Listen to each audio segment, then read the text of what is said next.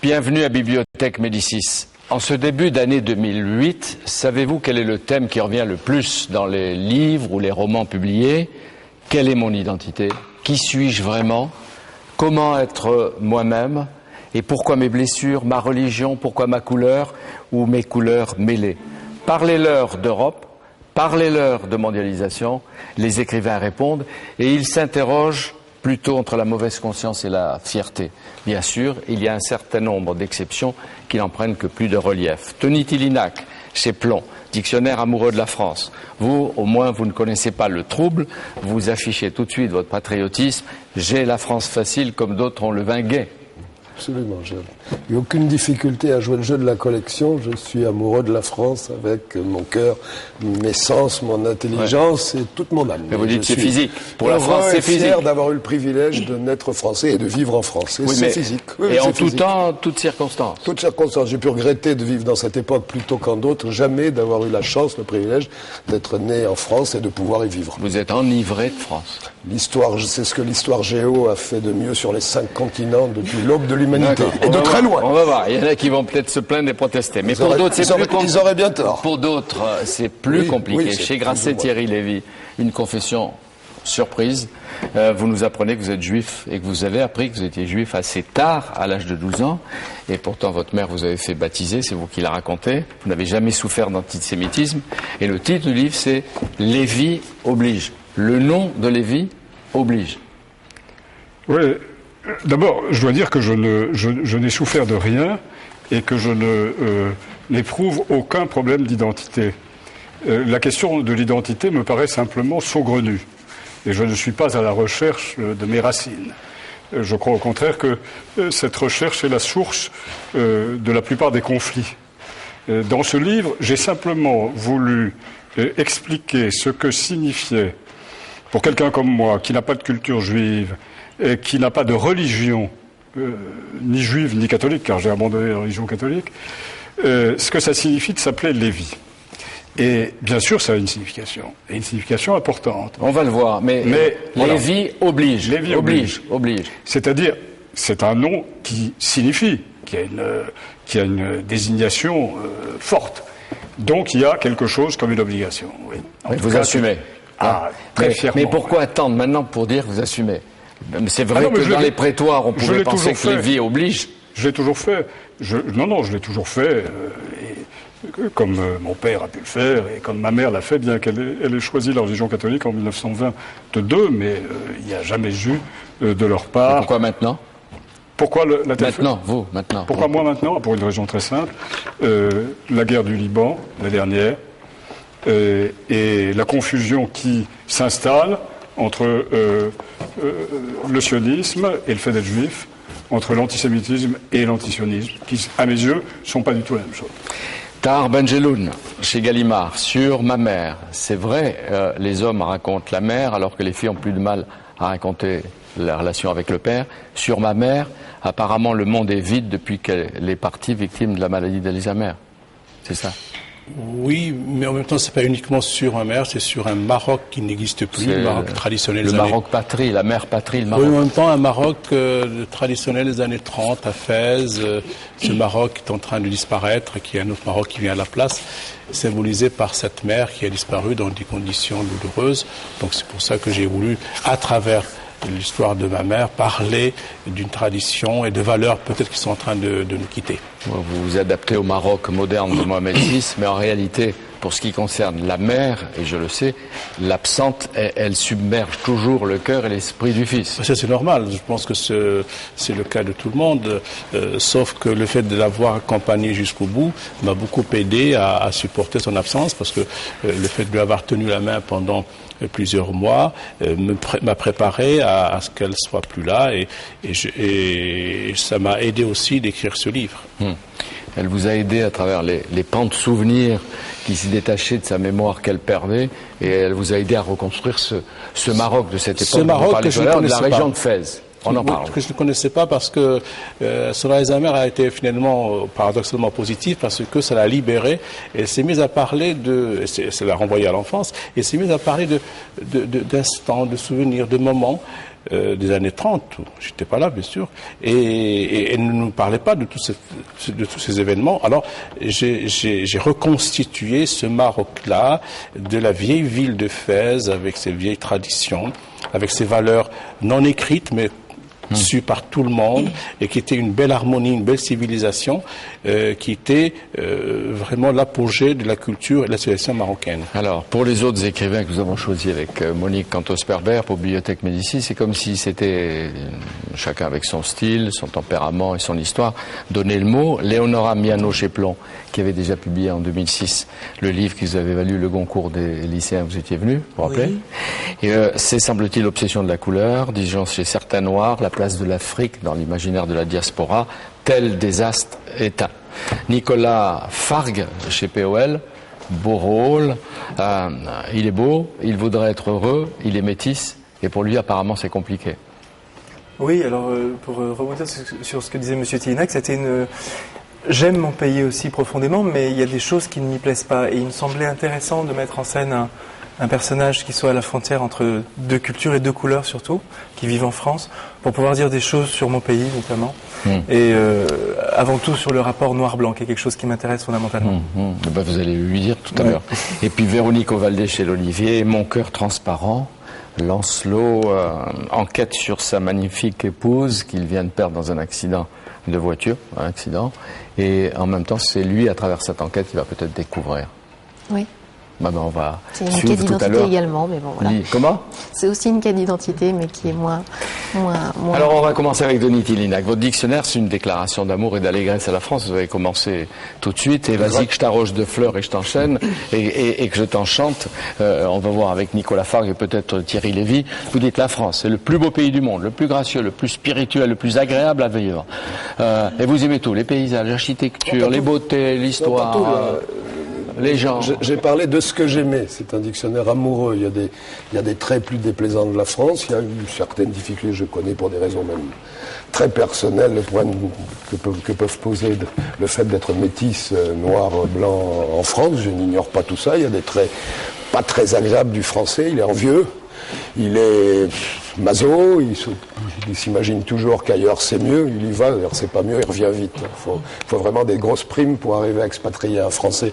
Non, j'ai voulu dire la chance inouïe de naître, en temps de paix et en liberté, dans ce pays qui présente une damasserie de paysages, un patrimoine esthétique, et puis une histoire tellement fabuleuse que je ne cesserai jamais de prendre mon bonheur comme chaque jour. Jamais je vais d'un point à un autre en passant par la même route. J'aurais trop peur de louper un petit clocher roman, un manoir tapis comme ça, au creux d'un vallon. Mais les Français moins. Vous dites avec nos tendances à la déprime, une pente à l'autodénigrement, une autre au nihilisme, ils sont même assez maso pour se persuader qu'ailleurs ils se porteraient mieux. Ouais, ça marche pas. Ici. Mais enfin, j'ai 4 entrées qui définissent la personnalité du Français. C'est le panache, c'est la fraternité, c'est la grandeur, le goût, l'obsession, la nostalgie de la grandeur, qui rend d'ailleurs le fait de vivre son amour de la France un peu compliqué des fois. Ouais.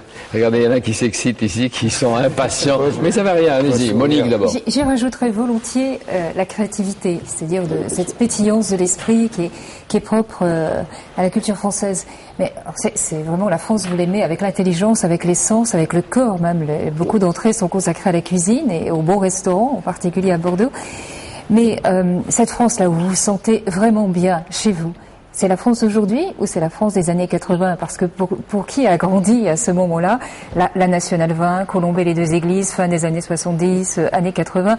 Mais aujourd'hui, que se passe-t-il? Vous la reconnaissez, votre France? Les années 80, vous n'étiez pas né, donc vous ne pouvez pas vous ne pouvez pas le savoir. Oui, je sais, je me suis posé la question, est-ce que c'est pas passéiste? J'essaie de peindre une France un peu intemporelle. Le National 7 n'existe plus, mais il y a l'autoroute du soleil, et c'est la même magie, c'est le même rêve d'un sud profond qui est notre Provence. Bon, Colombey des Églises, ça rejoint Jeanne d'Arc, c'est pas un homme politique, c'est Antigone contre Créon, qui fait qu'il y a comme ça dans le comment dirais-je, dans la sentimentalité politique française, une aspiration à la verticalité, à l'idéal qui nous distingue des anglo-saxons, des germains ou même des latins. J'ai noté que vous ne dites pas que la France est le pays le plus juste du monde. Non, c'est pas le plus. Non, parce qu'il y a beaucoup d'injustices, ça. Il y a beaucoup d'injustices. Ouais. Ah oui, non, mais c'est un dictionnaire amoureux. C'est un dictionnaire amoureux. Mais même amoureux que de la France hexagonale. Apparemment. Parce que j'entends Colombais, je n'entends pas. Non, vous allez regarder le dictionnaire, il y a 101 articles, 101 entrées. Mais, Denis Tillinac. Je suis rassuré. Ni les Antilles, ni l'océan Indien ne sont oubliés. Puis même avec la problématique que ça implique. Denis Tillinac, regardez-nous bien là tous. Regardez-nous. Vous écrivez, je suis français au naturel. Et nous alors? Vous êtes au naturel, pareil. C'est pas forcément.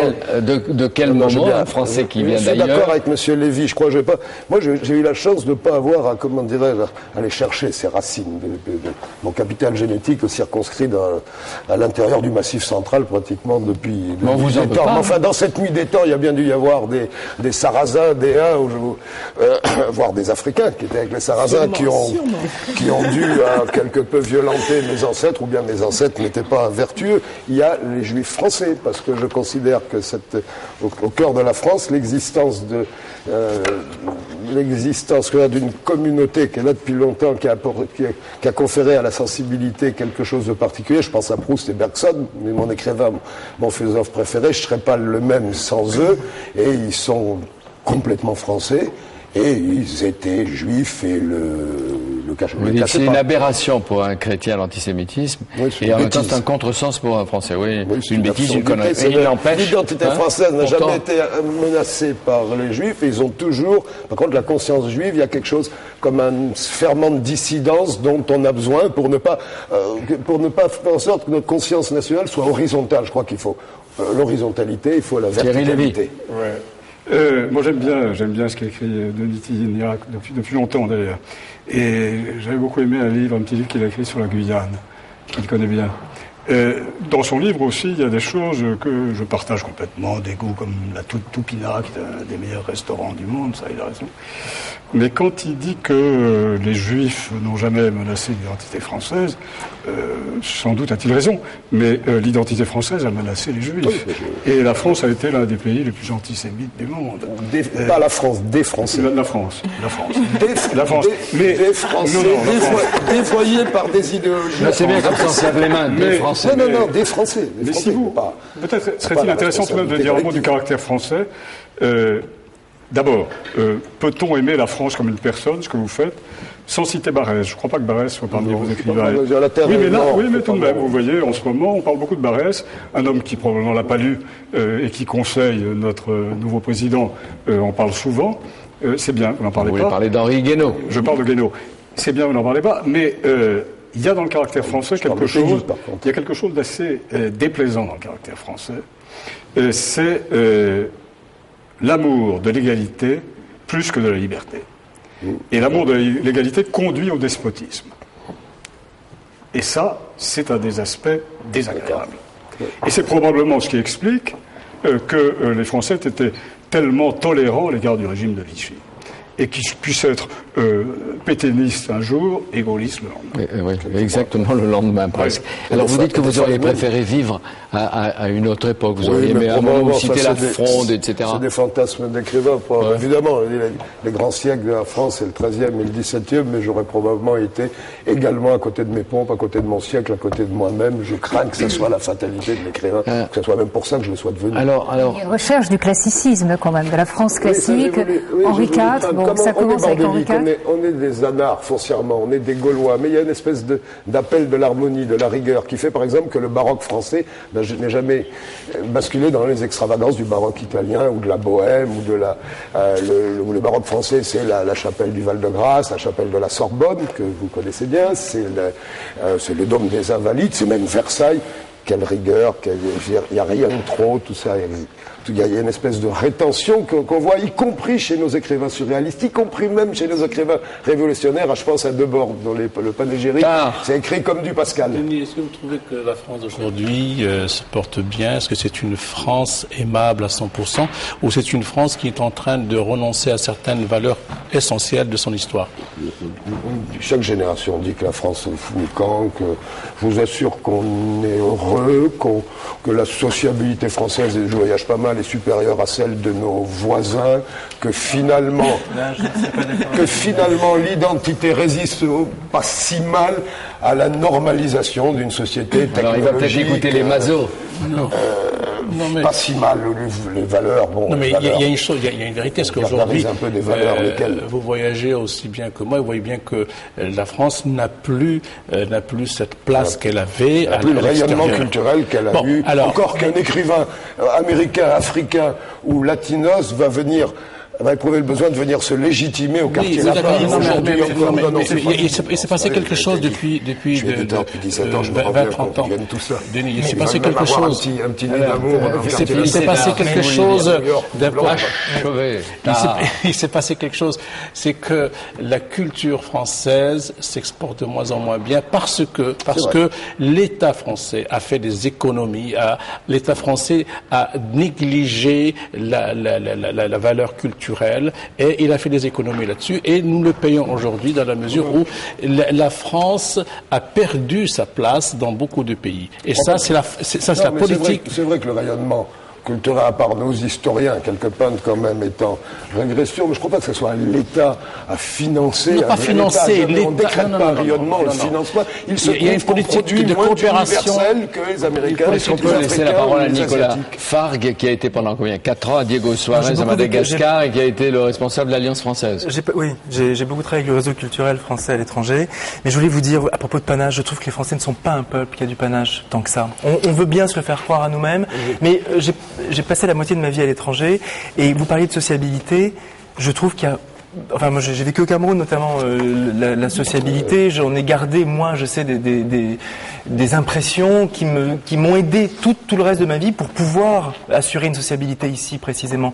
Je ne suis pas en train de cracher dans la soupe. Je suis français, j'aime mon pays profondément, je le connais, mais je pense qu'on doit vraiment beaucoup se remettre en question aujourd'hui. Je crois que ce qui a fait notre valeur pendant longtemps, qui était cette espèce d'ironie qu'on a, d'autosatisfaction. Vous dites que les Français pensent toujours que c'est mieux ailleurs. Je pense que c'est faux. Je pense que les Français pensent réellement. Vous savez, ma grand-mère m'a toujours dit, va voyager, tu verras, tu seras jamais aussi bien que chez nous. J'ai beaucoup voyagé et je suis pas revenu en disant ça. Et quel est le pays, puisque vous connaissez beaucoup de pays dans le monde, qui fait pas preuve d'autosatisfaction? Mais je pense que tous les pays, moi, vous savez, ce que j'aime, c'est une autosatisfaction assumée d'une certaine façon. Quand vous allez aux États-Unis, vous avez des drapeaux américains partout, vous dites, mon Dieu, ils sont fous, quel nationalisme. Ce sont des gens qui sont authentiquement fiers de leur pays, qui ont la foi dans leur pays. Vous voudriez, par exemple, que la France fasse ça? Pas forcément. Mais ce que je veux dire, c'est que je trouve qu'on est assez hypocrite dans notre faux détachement vis-à-vis de nos valeurs, vis-à-vis de nos... Je pense qu'il n'y a pas plus attaché à ces valeurs et pas plus certain d'être un peu le centre du monde que le Français aujourd'hui. Il nous est très important, je pense, aujourd'hui, de faire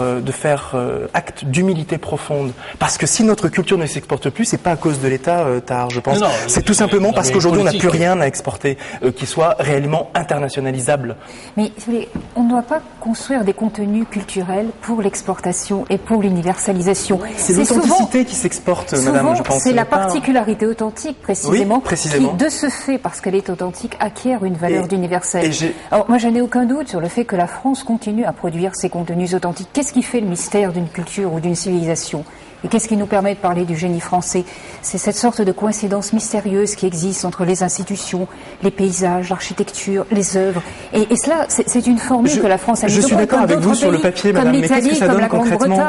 Les films français, la littérature française, moi j'en parle dans mon livre, qu'est-ce qu'aujourd'hui dans le cinéma français, dans la littérature française, est digne réellement d'être exporté.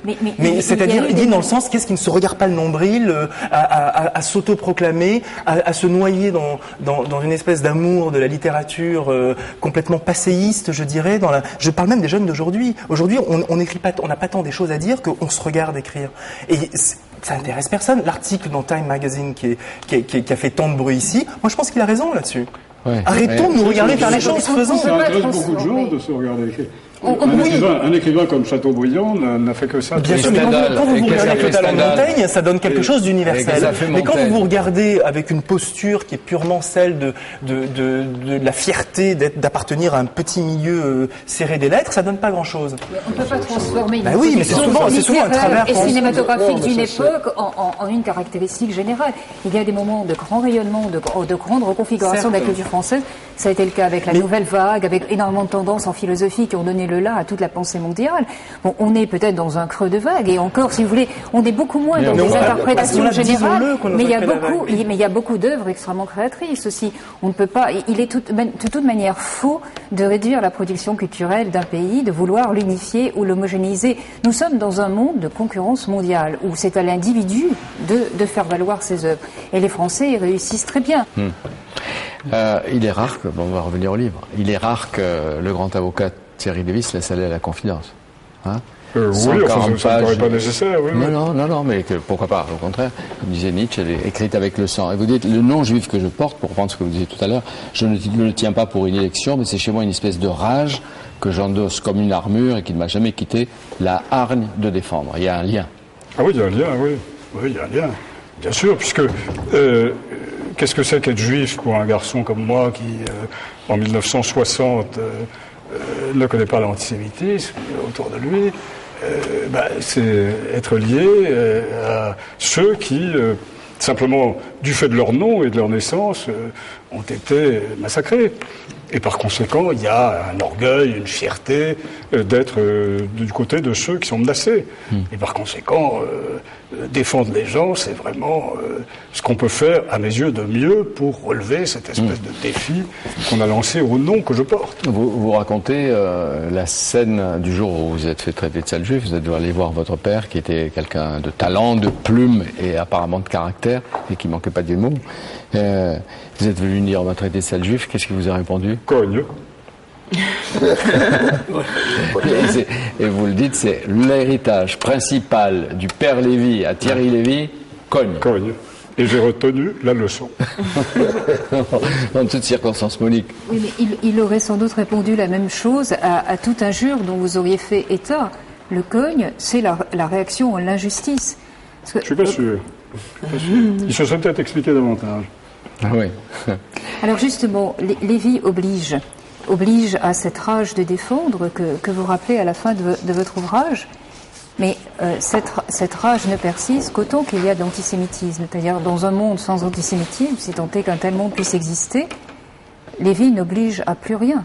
C'est-à-dire que la difficulté, pour moi, était de prendre position par rapport à des idées toutes faites qui ont investi le débat public, et notamment sur la question de l'unicité de la Shoah et sur la question de la confusion entre l'antisionisme et l'antisémitisme.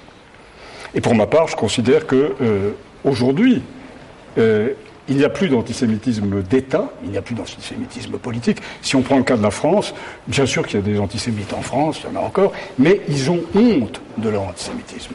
Et on ne recrutera personne à l'intérieur d'un parti pour prôner l'antisémitisme, comme on l'a fait au XIXe siècle, où il y avait des partis antisémites. Ça, c'est fini. Donc il n'y a plus d'antisémitisme d'État. Et l'antisémitisme qui demeure ne m'apparaît pas dangereux. Il ne me paraît pas menaçant. Il y a d'autres formes de racisme qui m'apparaissent beaucoup plus menaçantes que l'antisémitisme. D'autre part, je ne pense pas qu'on puisse affirmer que la critique d'Israël est nécessairement antisémite. Je pense qu'il y a à distinguer l'antisionisme et l'antisémitisme. Et si on revient aux sources d'Israël, c'est-à-dire à l'origine conceptuelle de l'État d'Israël, on s'aperçoit que les sionistes ne pouvaient qu'être durement, violemment critiqué par un très grand nombre de juifs, et notamment par les juifs. Vous dites que vous en français avez et allemands. assez qu'on vous traite d'emblée, qu'on vous met dans le camp des victimes, d'un côté des victimes de la Shoah, ou de l'autre côté avec celui des bourreaux d'Israël. Voilà, je ne me considère ni comme une victime, ni comme un bourreau. Il suffit de s'appeler Lévi. Et il suffit de s'appeler Lévi pour qu'on devienne une victime avec la Shoah, un bourreau avec Israël, ce que je ne suis pas. Oui, et apparemment vous n'appréciez pas qu'aujourd'hui on mette la victime, la notion de victime au cœur de la bien-pensance. Vous dites ça c'est un la autre victime, aspect. et ça c'est un ça c'est un aspect beaucoup plus préoccupant. La victime encore. a pris la place du héros, ce qui l'empêche pas d'être aussi bête que lui, sinon plus. Oui. C'est une chose terrible, c'est que il y a une espèce de concurrence des victimes autour d'ailleurs avec une origine historique connue, qui est le génocide des Juifs, et maintenant, il y a une espèce de concurrence, de compétition, qui est le plus victime, qui va monter sur le podium des victimes, et si on n'est pas victime, on n'existe pas. Et si on est victime, au contraire, alors tout ce qui sort de la bouche est sacré, tout ce qui sort de la bouche est saint, c'est complètement aberrant, c'est ruineux pour la personnalité de chacun, c'est une espèce de laminage, de nivellement absurde, abject, et contre ça, alors je m'élève très violemment. Mais dans toute votre analyse consacrée au procès pénal, vous avez beaucoup insisté sur le fait que la victime, le plaignant, devait avoir autant de devoirs que l'accusé. En particulier, le devoir de défendre sa cause. Alors, cette posture systématique de victime que les Juifs occuperaient, selon vous, quelle bien fondée, quelle défense peut être présentée? Parce que, voyez-vous, la question n'est pas tant du lien entre la politique d'Israël et l'antisémitisme. Ça, il est très facile de vous accorder que critique d'Israël ne signifie pas antisémitisme, mais la question devient plus difficile lorsque la critique porte sur l'existence même de l'État d'Israël. Dans ce cas-là, comment désintriquer en quoi certains voient l'antisémitisme et cette position radicalement antisioniste qui touche l'État israélien lui-même? Vous savez, vous le savez, madame, autant que moi, sinon mieux, les premiers antisionistes étaient juifs. Et ils l'étaient très Vous les citez d'ailleurs. Ils l'étaient très violemment, avec des arguments très forts. Très violemment. Et ils condamnaient le sionisme comme un nationalisme, un colonialisme et un mouvement très dangereux. L'État d'Israël, maintenant, il est l'État d'Israël. Et maintenant, c'est un État contre sa création, mais à part non, mais c'est un État comme. Je considère que c'est un État comme les autres. Non, je considère que c'est un État comme les autres et qui fait sa politique et qui fait une politique d'intérêt et qui doit faire une politique d'intérêt comme tous les États. L'Angleterre disait, moi, je n'ai pas d'amis ni d'ennemis, je n'ai que des intérêts. Eh bien, Israël doit se comporter comme l'Angleterre. Elle n'a pas changé. C'est vrai que vous parlez des Juifs antisionistes, vous racontez les rapports entre les uns et les autres, Bernard Lazare, Theodor Herzl, etc. Et une phrase en 1902 de Lazare que vous citez, pour être ainsi détesté de tout le genre humain, il faut vraiment porter en soi quelque chose de grand. Je ne sais pas si c'est vrai, mais enfin voilà. Ça c'est magnifique. Est-ce qu'il faut imaginer que l'avocat éloquent et passionné, Thierry Lévy, n'oublie jamais dans le prétoire ses origines lointaines et la force d'un nom qu'il n'a pas choisi? Non, je l'oublie, je n'y pense jamais, mais... On vous le rappelle peut-être en face? Non, pas du tout, non, je n'y pense jamais, mais quand je m'interroge, je me dis qu'il y a une source, là, d'énergie, oui, ça, indiscutablement. Et vous n'oubliez pas le conseil ferme et malicieux de son père qu'on peut appliquer les uns les autres. Conne. Hein? Ça vous va, ça? Moi, je préfère expliquer. Avant de cogner, il faut d'abord s'expliquer, il faut d'abord dire pourquoi, quand il y a une insulte raciste à un enfant. Tu expliques et tu il m'a très bien expliqué. On n'en a jamais reparlé. Il m'a très bien expliqué. Chacun choisit sa manière de cogner. Un peu de pédagogie, parce que les enfants, on doit leur expliquer ce qui se passe. Oui, non, mais bien sûr. Mais est-ce que quand vous écrivez, chacun à sa manière, vous ne cognez pas? Oui, parce que j'ai mauvais caractère et parce que... Elles se sont toutes divisées, c'est la première qui parle. On m'a désigné. Presque. C'est parce que vous faites référence à cet organisme dans votre roman et c'est un des passages passionnants. Ah oui, sur tout cette à fait, façon. Mais oui, absolument. Dans la réalité, ça s'appelle pas comme ça. Oui. Dans le roman, c'est la fraternité athenienne. Mais c'est vrai qu'en général, oui, on trouve que j'ai une écriture comme ça, un petit peu agressive. Ce qui me permet d'être très douce par ailleurs. Non, donc j'évacue. Oui, mais on me dit souvent ça. On me dit souvent ça. Mais être agressif, et en tout cas c'est bon signe, c'est bien. Mais et en particulier sur la question noire, quand on est noir, est-ce que c'est un devoir ou un bon filon pour un écrivain noir de France? Je pense qu'il n'y a pas de bon filon pour aucun écrivain noir. À plus forte raison, s'il vit en France, on remet toujours son titre en jeu. À chaque fois, c'est le premier livre. Comme pour les autres. Hein. Donc, il n'y a pas de bon filon, non. Et c'est même un sujet assez dérangeant, apparemment. On rechigne un peu à l'aborder. On n'a pas trop envie de parler de ces pathologies de l'identité qui peuvent exister chez certains. Vous diriez, comme Thierry Lévy, Léonora Miano oblige? Alors absolument pas. Non, moi, non, mon nom ne m'oblige pas parce que c'est un nom bantou qui ne charrie aucune souffrance particulière. Les bantous en Afrique centrale sont des colons qui ont martyrisé les pygmées, qui les ont écartés et qui se sont installés jusqu'en Afrique australe. Mais vous ne portez pas la culpabilité de ce geste historique? Non, parce que je n'étais pas là, voyez-vous. Oui. C'était il y a longtemps. Je n'ai pas vécu dans cette Afrique-là. Et non, je ne ressens aucune culpabilité. Et d'ailleurs, parce que je ne ressens moi aucune culpabilité, ni pour les pygmées, ni pour les noirs vendus peut-être par mes ancêtres au moment de la traite, je n'accuse pas les blancs que je rencontre, voilà, des méfaits de leurs ancêtres. Une responsabilité partagée, comme disait Olivier Pétré-Grenouillot, l'historien. C'est l'histoire du monde, c'est l'histoire du monde. Il se trouve que les humains entre eux se font ces choses-là. Mais moi, je ne rencontre que des individus, je ne rencontre pas les descendants des colons, des esclavagistes. Tous vos personnages paraissent troublés. Oui, ils le sont. Oui, qu'est-ce qu'être noir? Et là, il y a 3 ou 4 personnages noirs qui se posent chacun la question et ils y répondent différemment. Et ils le vivent différemment. Oui, j'ai voulu montrer un petit peu comment ces choses pouvaient être vécues. Alors, aucun de ces personnages ne me ressemble à moi puisque je n'ai absolument aucun problème avec ma couleur, c'est-à-dire je vis très très bien. Peut-être Amok, il vient du Cameroun comme vous. Ben, c'est pas dit qu'il vient du Cameroun d'abord. Oui. Et je ne me reconnais pas tout à fait dans Amok non plus. Je ne le trouve pas suffisamment apaisé du point de vue de l'identité. Lui, moi je le suis tout à fait. On parle un peu d'eux. Il part faire ses études dans le Nord. Le Nord, c'est-à-dire pour gagner le droit de vivre. C'est l'Europe. C'est la France, c'est le monde des Blancs. En tout cas, c'est l'Europe. L'Ouest étant les États-Unis, l'Afrique, le centre du monde, le continent.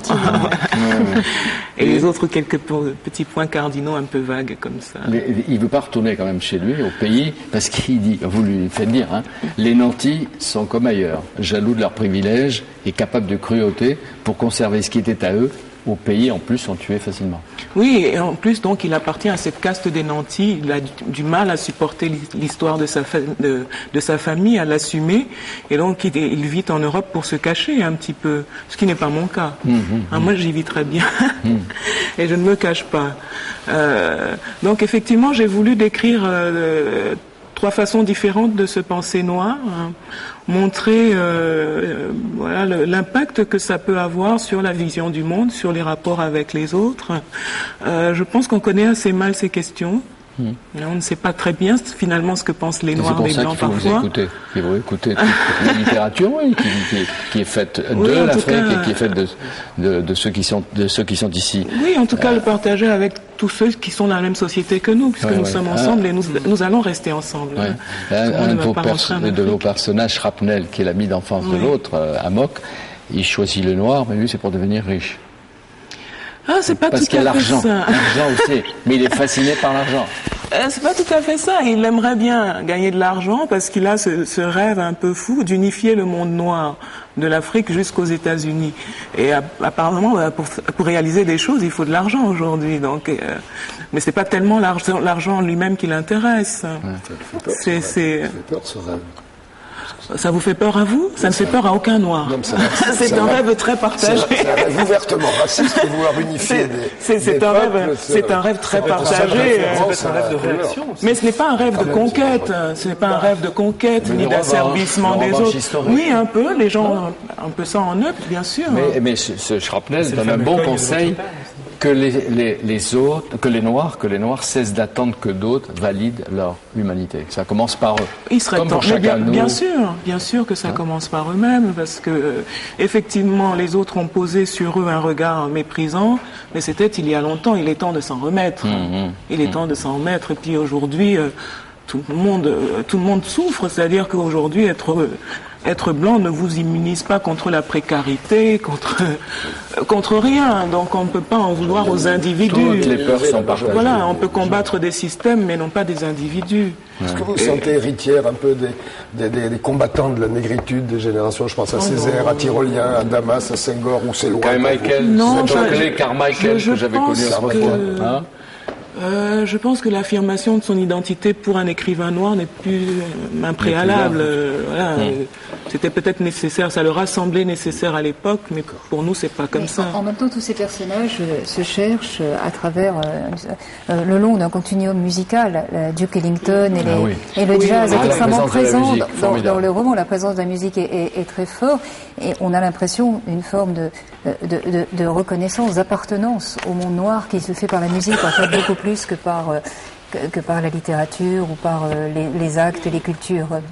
Pour moi ou pour les personnages? Pour les personnages. Pour les personnages, certainement un peu, mais pour moi aussi, et ça, c'est certainement pour ça que j'ai choisi la musique. Mais l'appartenance au monde noir, pour moi, ne devrait pas être excluante. C'est-à-dire qu'il n'y a pas de raison de se recroqueviller là-dessus. On peut appartenir à ça et être ouvert à plein d'autres choses. On ne va pas raconter la fin du roman. Non, mais ces astres éteints, vous leur conseillez de sortir, s'ils peuvent, du trou noir, de se réveiller en quelque sorte, et de nous adresser un peu de lumière. Je leur souhaite très ardemment, oui, et de faire autre chose de leur vie que de revendiquer la palme du peuple le plus souffrant de la terre. Il n'y a pas de peuple le plus souffrant. Voilà, tout le monde a un peu souffert si on s'intéresse à l'histoire des autres. Il y a la misère, la pauvreté, la maladie, mais en même temps des peuples africains et des pays africains qui ont 5% de croissance aujourd'hui, une croissance que beaucoup d'autres pays leur envieraient. Oui, et puis qui sont mal gouvernés, mais ça, ce n'est pas la responsabilité des autres nécessairement. Pas seulement être africain, être mal gouverné. Quelquefois, ils ne sont pas gouvernés du tout. Quelquefois, ils ne sont pas gouvernés du tout. Nicolas Fargue-Borrol, face à quelqu'un de couleur différente, avez-vous dit à Marie-Madeleine Rigopolo, j'ai envie de donner le meilleur de moi-même. Alors, est-ce que ça veut dire que vous vous sentez un peu coupable d'être blanc aussi? Non, mais je vais reprendre. Thierry Lévy a dit quelque chose qui m'a interpellé tout à l'heure lorsqu'il parlait de la honte des Français d'avoir été antisémites, beaucoup plus que de ne pas l'être naturellement, d'une certaine façon, pas du tout. Moi, dans mon livre, il y a une phrase qui est un petit peu en écho à ce que vous avez dit là, lorsque je parle du racisme, enfin de cette volonté farouche qu'ont les Blancs de vouloir se montrer absolument pas racistes. J'ai l'impression que c'est beaucoup plus, non pas le racisme que les Blancs combattent dans ces cas-là, mais leur propre préjugé, c'est-à-dire qu'ils auraient honte d'être assimilés à des gens racistes. Et tout le livre est organisé autour un petit peu de ceci, c'est-à-dire avec tous les faux semblants, lorsqu'on est noir, qu'on peut... Ou métis. Ou métis. Parce que vous dites bien que ta couleur, c'est dès tout petit qu'on te le fait sentir. Hein. Oui, et puis même dans ta famille blanche. Absolument. Enfin, je suis bien placé en tant que papa de 2 petits garçons métis pour le savoir. Et donc, pour répondre à votre question, je sais que tout petit, lorsque je vivais, j'ai vécu au Cameroun jusqu'à l'âge de 5 ans. Je suis rentré en France ensuite. Donc complètement imprégné de ma vie au Cameroun. Je suis parti très tôt de France. Je suis allé vivre, je pense qu'il y avait quelqu'un. Non, je suis allé vivre au Moyen-Orient et puis ensuite au Cameroun. Et lorsque je suis rentré, à l'âge de 7 ans, j'ai vu cette série qui s'appelle Roots d'après oui. Et je sais que ça a été un vrai choc pour moi, petit, d'avoir conscience de la monstruosité de ce qu'avaient pu faire les Blancs. Alors, évidemment, je ne me sens pas appartenir, ce n'est pas ma famille, c'était pas mon grand. Mais si vous voulez, ça a créé une espèce de culpabilité très jeune vis-à-vis de ça, qui s'est transformé avec le temps, si vous voulez, en quelque chose qui n'est pas du tout de l'ordre de ce sanglot de l'homme blanc dont on a longtemps parlé, cette espèce de mauvaise conscience, pas du tout.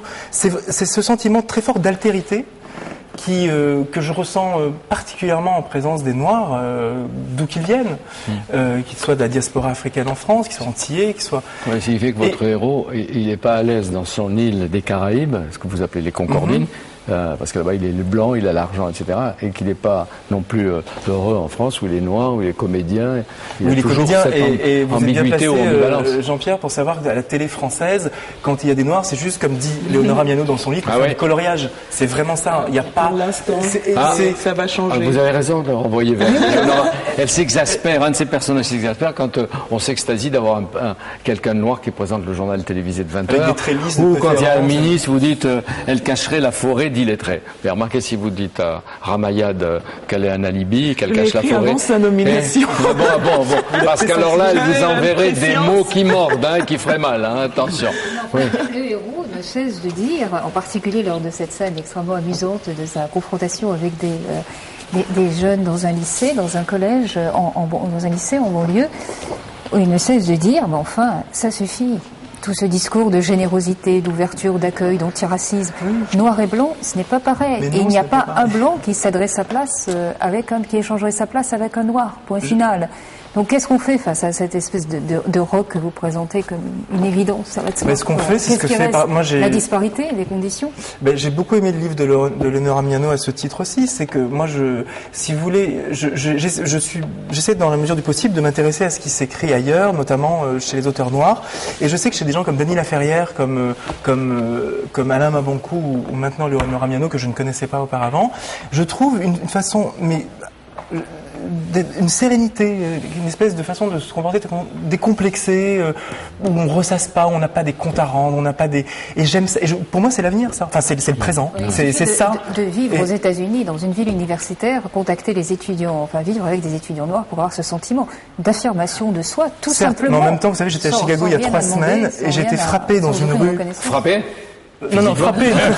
C'est pas impossible, sans aller à Chicago. Et pas forcément par des noirs d'ailleurs. Mais j'allais dans une rue et puis je vois une fête. Il y avait une grande vitre comme ça où il y avait des DJ derrière et il y avait que des noirs. Je cherchais un blanc. Je disais, est-ce qu'il y aura un blanc là-dedans? Non, c'était que des brothers entre eux. C'est très américain. Mais voilà, c'est très américain. Mais je me dis en France, c'est pareil. Dans les soirées de flanc. Qu'est-ce qui vous apaiserait? Ce qui m'apaiserait, je me sens apaisé. Il y a beaucoup de choses qui me mettent en colère. Non, mais il y a de la véhémence, de la passion. Mais je ne suis pas, par exemple, pour le métissage à tout craint, par exemple. Vous n'enfermez pas dans un type de comportement. D'être différent et de se rencontrer, que chacun reste lui-même, sans complexe. Vous savez, on tape beaucoup sur la façon. Que ce soit naturel. Oui, c'est ça. Et on dit beaucoup qu'est-ce que nous on sait bien intégrer nos étrangers par rapport aux Américains, aux Canadiens, aux Anglais. C'est faux. Moi, je préfère un pays où à la limite il y a des quartiers bien délimités, comme à Montréal, au Québec, mais où les choses se passent bien, où on se respecte, où on accepte nos différences. Ici, je trouve que la mixité est illusoire. Vous pouvez pas dire comme un de vos personnages, tu t'en fous, assume. C'est ce qui se dit avec assume, c'est ce que se dit. Je veux dire, on va parler de Tahar Ben Jelloun. Un mot du livre, c'est que on se rend compte que le héros est métis qu'au premier tiers du livre. C'est-à-dire qu'on a déjà lu une centaine de pages avant de comprendre que, en fait, il est métis. Ça veut dire que, au fond, cette espèce d'identification spontanée qu'on a eue avec le personnage, on l'a eu, avec ce qu'on est, soit lecteur blanc, soit lecteur noir, mais sans aucun problème. Mais alors, c'est une bonne surprise de manière pour Monique. Indifférente. Ça veut dire que... Qu'est-ce que ça a représenté de le découvrir à la page 83, de se sentir si proche? En tout cas, c'est pas pertinent dans la vision du monde, dans l'analyse de la réalité et dans les sensations, dans les interactions avec les autres. Oui, dans le dictionnaire de Denis Tillinac, on retrouve ce que vous appelez nos ambiguïtés, le mélange des contraires.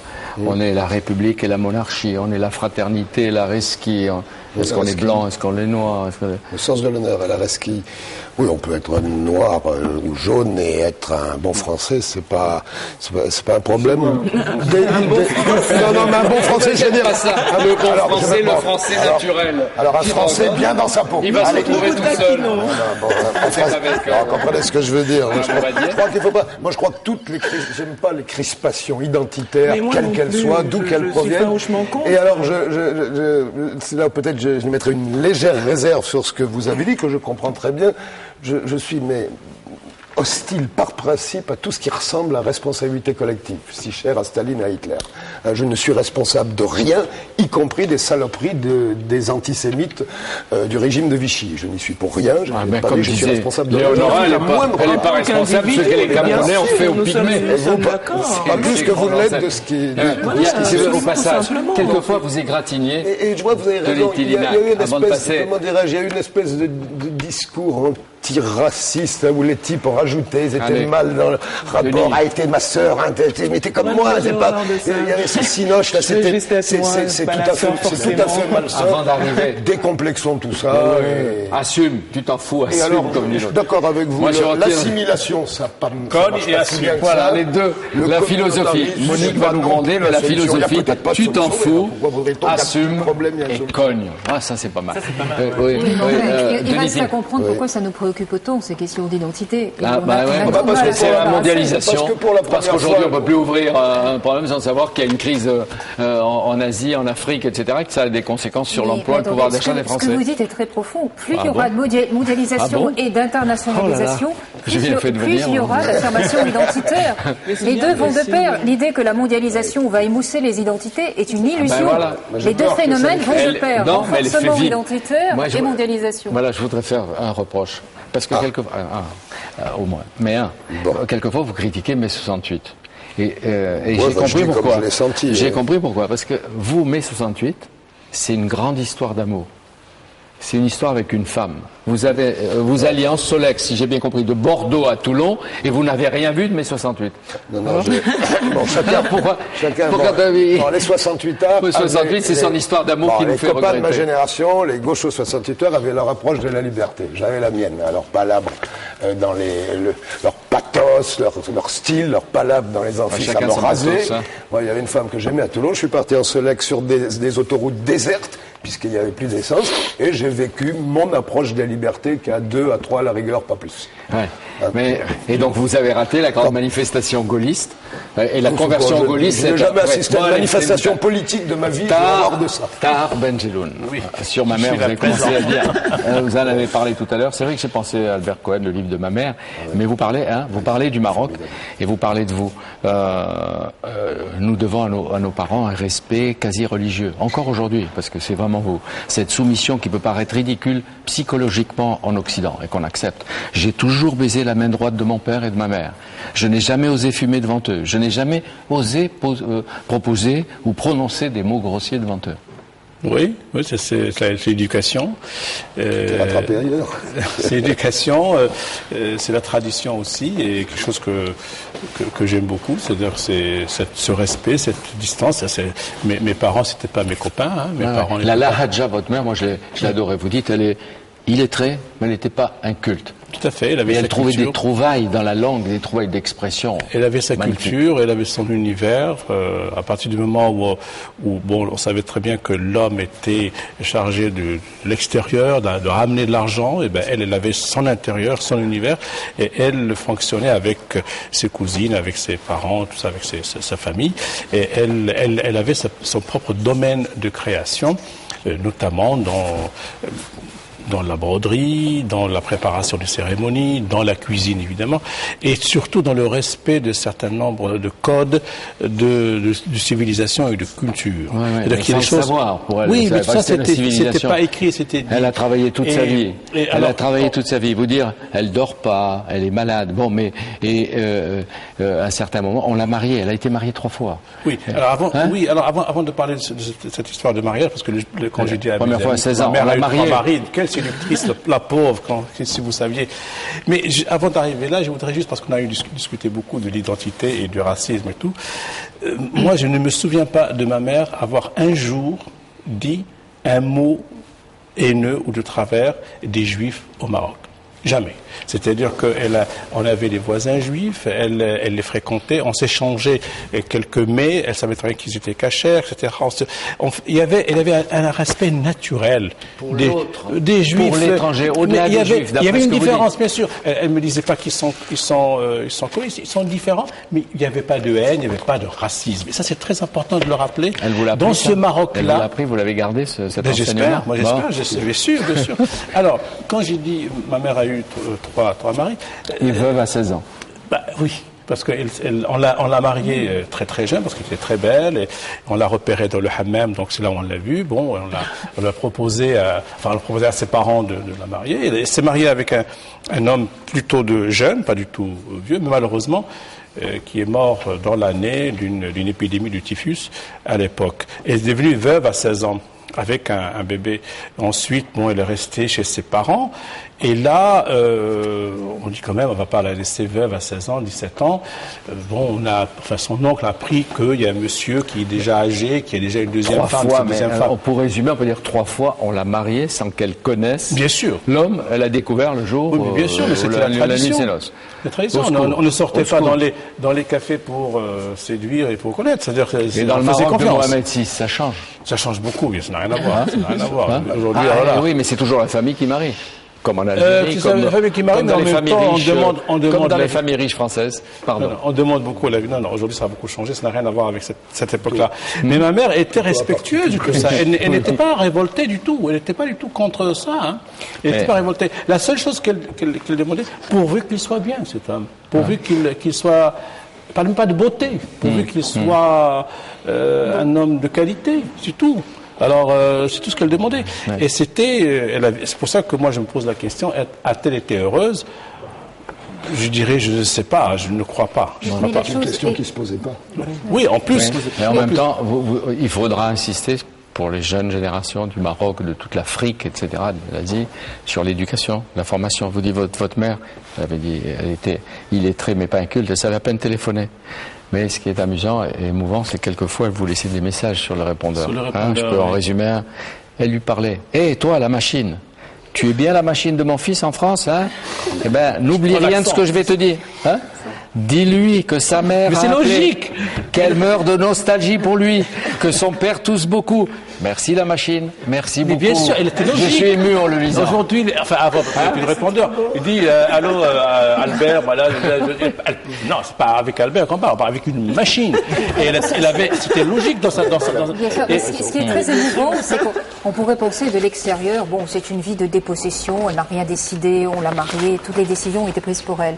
Mais en fait, ce que révèle la maladie d'Alzheimer, précisément, c'est au fond ce qu'était la vie de cette femme, ce qui lui appartenait en propre, ce qui était totalement à elle, c'est-à-dire les rites, le réseau familial, les amours, ce à quoi elle tenait, sa nuit de noces, les mariages.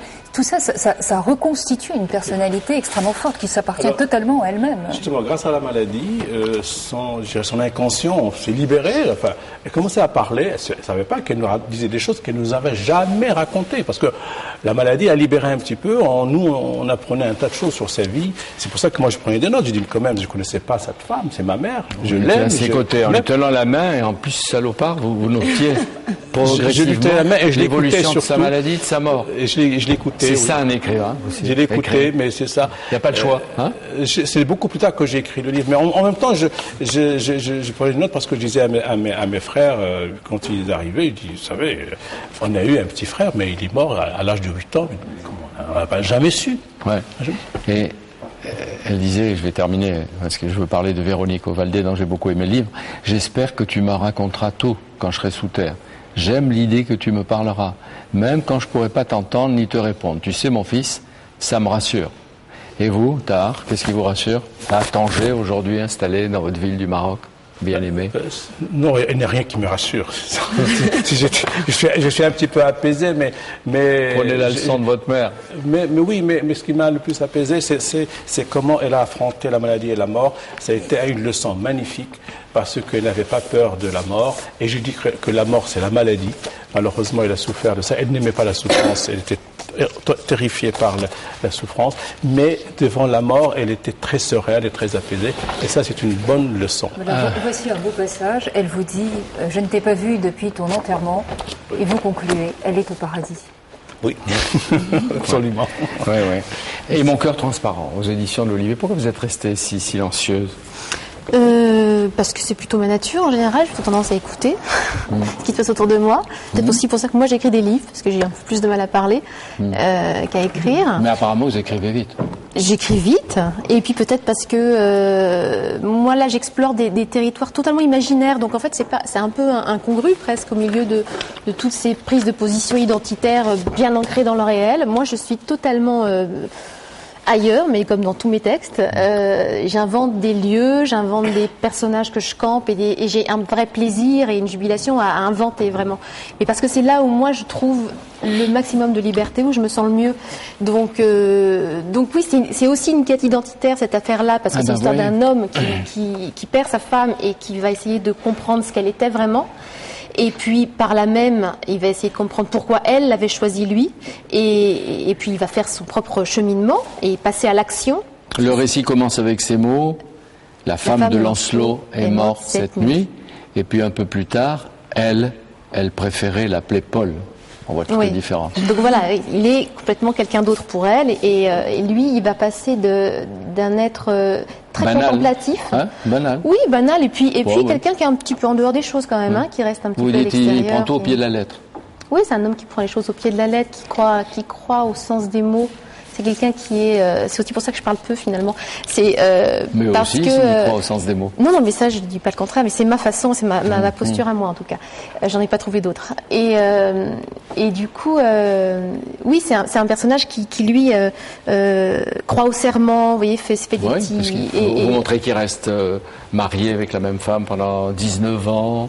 Et puis il ne se passe pas grand-chose. Oui, il se passe peut-être un jour, du jour au lendemain, parce qu'il a rencontré... Oui, mais parce que Irina est le genre de femme qui peut vous faire changer de vie tout à coup. Qu'est-ce que c'est une femme fatale? Bah alors, Lancelot, il en a rencontré une apparemment qui peut justement, une femme fatale, je pense que c'est une femme qui peut changer votre destin, qui peut changer votre fatalité. Lui, il était en train de vivre depuis 19 ans avec la même femme. Mais qu'est-ce qu'elle a? Dans un ennui. Elle a une nature, elle a des mots, elle a des jambes, elle a des reins, elle a quoi de particulier? Non, c'est pas des choses comme ça. C'est juste que c'est quelqu'un qui est dans l'action. Et c'est d'ailleurs une activiste, cette femme. Mais lui, il est justement quelqu'un de contemplatif. Oui, mais elle exprime ça tout le temps. Elle est tout le temps dans l'action. Mais il va vivre avec elle près de 3 ans. Il voit rien. Il est aveuglé ou aveugle, à la fois par la passion d'Irina, par la sensualité, par la beauté, etc. C'est ça. Oui, et donc quand elle meurt, c'est pas le choc. Mais il va commencer par des tas d'indices à découvrir que peut-être Irina n'était pas qui il croyait qu'elle était. Oui, mais c'est ça qui m'amusait aussi beaucoup, c'est qu'en fait ce soit un cheminement un petit peu long quand même sur cette, et puis parsemé d'indices pour découvrir finalement qui lui il est vraiment, parce que c'est vers ça évidemment qu'il va se diriger, vers sa prise de position par rapport justement au réel et vous nous conduisez, aux engagements. Si vous avez lu le livre dans l'univers de Lancelot, avec un goût du mystère et de l'ironie, je ne sais pas si c'est propre à ces hommes qui ressemblent à Lancelot ou à l'égard des hommes. Et alors, qu'est-ce qui va lui arriver? Parce que le contemplatif, il va décider de devenir guerrier. Et il dit, mon nom de guerre sera Paul. C'est la dernière phrase du livre. Il y a la première et la dernière. Voilà. Oui. Entre les deux, j'ai lu l'histoire. Cheminement rassurez-vous. Mais vous donnez l'impression de ne pas croire dans la conversion. Ah si. Ah bon, quelle horreur. Non, je suis il le dit. Convaincu, moi. Oui, qu'il va devenir un guerrier. Ah, mais bien sûr, mais à sa façon, avec sa façon d'être à lui, à Lancelot. Mais oui, c'est vraiment un chemin qui mène jusque-là, jusqu'à vraiment cette prise de position active. Ça, j'en suis convaincue, moi. Et il le dit, et n'oubliez pas, les mots ont leur importance pour Lancelot. S'il le dit, c'est que c'est vrai. La manière dont il le vit, quand même, c'est sous la forme de la manipulation. Il se rend compte que cette femme était tout autre qu'il l'avait cru, et qu'elle avait présumé que sa déconnexion à l'égard du réel était telle qu'elle n'a même pas pris la peine de faire des mensonges plausibles. Donc peu à peu, il se rend compte non seulement qu'il a vécu tout autre chose que ce qu'il pensait avoir vécu, mais qu'elle a laissé tellement de traces dans la conviction qu'il ne découvrerait pas, que c'en est saisissant. C'est un double vertige, à la fois du vécu, affectant le vécu passé, mais aussi la manière dont l'autre le considérait. Oui, la manipulation. Et c'est ça qu'il vit comme une immense trahison et une humiliation. Mais en même temps, vous en faites un élément de révélation à lui-même. Alors comment est-ce possible? Ben justement, parce que finalement, il était continuellement, c'était un homme à la fois extrêmement naïf, ce Lancelot, et en même temps qui était dans une obsession de l'autre qui pouvait lui prendre sa femme, parce qu'il était marié avec une femme fatale, ce qui est une chose extrêmement difficile à vivre, je pense, quand on est un homme. Et donc du coup, je sais pas si voilà. Oui, il n'arrive pas à savoir ce qui est fatal. Quelle idée vous faites de la femme fatale? La femme qui ébranle tout. C'est Pandora dans Ava Gardner. Mais voilà, c'est ces femmes-là. Ça peut être une emmerdeuse. Mais oui, pourquoi pas. Enfin, je veux dire, il n'y a pas, voilà, c'est une femme. Alors, celle-là, elle a particulièrement, en plus, elle a les atours de la femme fatale. Elle a les talons de 12 cm, et puis tout le reste, le rouge à lèvres qui va avec. À un certain moment, elle les quittait, ces talons de 12 cm. Et elle restait fatale. Bah bien sûr. Vous voyez, on fait allusion au cinéma, à la littérature, etc. Vous êtes attaché aux mots. D'ailleurs, c'est assez intéressant, vous êt chef de fabrique chez Albin Michel Jeunesse. C'est ça? Toujours, vous continuez? Oui, oui. Donc vous avez un contact physique, matériel avec les mots et les livres. Ah oui, moins avec les mots qu'avec les objets. Moi, j'ai un métier très technique, hein, donc j'ai un métier qui s'éloigne un peu justement de... et comment on passe de l'autre côté? Qu'est-ce que vous Ah non, mais moi j'ai toujours écrit, moi j'ai toujours lu, toujours écrit, mais c'est juste que ça c'est une affaire avec moi-même depuis que je suis gamine. Hein. J'ai toujours écrit des petites histoires et simplement venant de là d'où je venais, c'était pas tellement possible ça me paraissait impossible de publier des textes. Donc moi si je bosse dans l'édition, c'est juste au départ que quand j'ai eu 18 ans, j'ai décidé, je ne pouvais pas faire d'études, j'ai décidé de travailler dans l'édition, d'avoir un vrai métier entre les mains, c'était le moyen d'y rentrer. C'était très simple, donc très vite, et ça fait donc 17 ans que je travaille dans l'édition à faire ce métier de fabrication. Et vous continuerez. Est-ce qu'il y a une heure, la meilleure heure pour écrire? Est-ce que c'est la nuit, le crépuscule, l'aube? Pour moi, c'est 5 heures du matin, mais après, mais c'est lié aussi à mon mode de vie. Hein. Je suis travaillant dans une maison et d'édition, et puis ayant des enfants, c'est un peu et j'ai noté que tout se déroule dans le milieu de l'édition, et en plus, la plupart de vos personnages écoutent la radio. Ils ont raison. Ils écoutent la radio. Vous ne l'avez pas dit laquelle, mais ils écoutent, c'est très bien. Qu'est-ce qu'on va retenir de l'émission? Beaucoup de vos propres témoignages. On pouvait partir sur différentes pistes. Tu t'en fous, assume. C'était Bibliothèque 1006. Cette émission sur les livres, hebdomadaire, réalisée par Philippe Lallemand avec Anne-Marie Moreau, Françoise Mananti, Marie-Madeleine Rigopoulos. Vous êtes de plus en plus nombreux à nous regarder en France et aussi dans tous les pays du monde grâce à TV5 Monde et en même temps à la TNT. Merci. Et vous pouvez revoir cette émission d'abord sur nos propres programmes et de Public Sénat, puis sur notre site www.publicsénat.fr. Prenez du plaisir comme nous au cours de cette émission. À bientôt.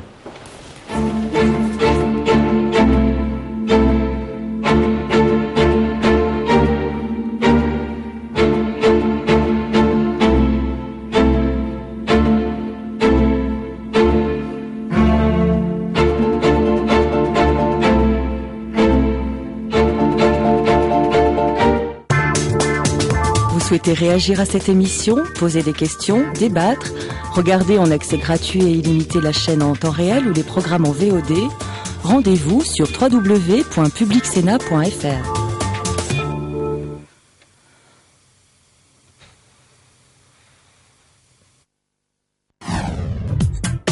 Trois invités dans Face à Face. D'abord, Elisabeth Guigou, qui est en colère. Elle nous dira pourquoi. Elle conteste certaines des réformes de Rachida Dati, mais aussi elle critique beaucoup ses amis socialistes.